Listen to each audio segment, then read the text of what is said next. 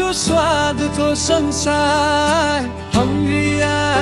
कोही वा बोलाउँछ तिमीलाई, नेपालको मिठास तोकियो कोही वा